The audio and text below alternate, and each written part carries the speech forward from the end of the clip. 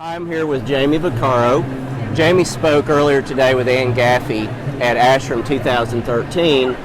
And Jayme, you talked about the need for effective communication with physicians and allied healthcare providers. Tell us a little bit about some of the topics. The first one you mentioned were the need for effective communication. Yes, the physician is vicariously liable for the allied healthcare provider, whether it's a physician assistant, nurse practitioner, and other allied healthcare providers. And so there's got to be good communication, open communication. They need to feel that they can go to the physician, ask them about a patient, triage up to the physician in case the physician needs to take over care.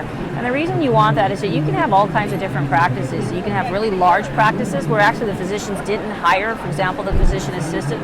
They don't know each other. There's not a real close working relationship. So you have to have a culture and guidelines and emphasis of protocols that encourage communication, because it's all about effective triage. It's all about when you do need to bring the physician into your case, you need to feel comfortable that you're doing just that. You also mentioned age shift. I thought that was really interesting. Yeah, we're seeing younger and younger, not that I'm getting older and older, but maybe that's it, but actually we're seeing younger and younger allied healthcare providers.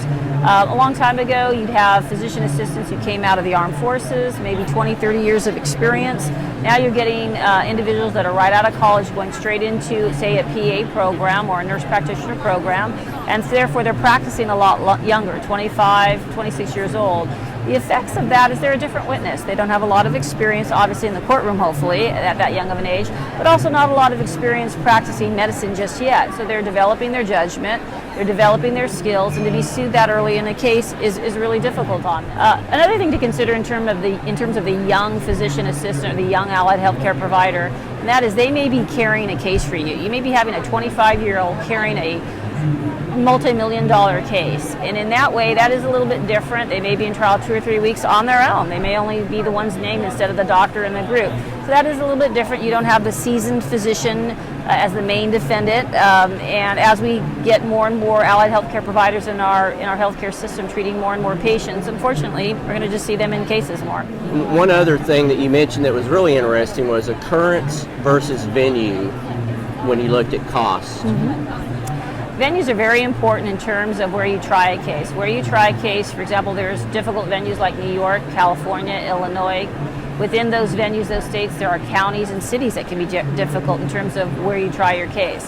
Where you try your case and the verdicts tend to influence settlement values. So yes, you need to watch what venue you're in. You need to see if your venue is developing into an area that's difficult to try cases, because these cases come on and off the list through the years. Sometimes they go off the list because they've enacted tort reform, like for example Texas.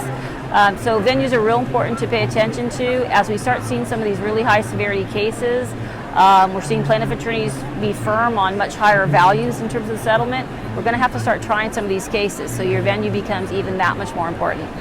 And Cedric, you're able to provide that kind of data and insight for clients? Yes, we do. We have a lot of data that we're looking at. We have a large claims department in terms of professional liability healthcare, and we have people that have been doing medical malpractice claims like myself, 23 years, 24 years.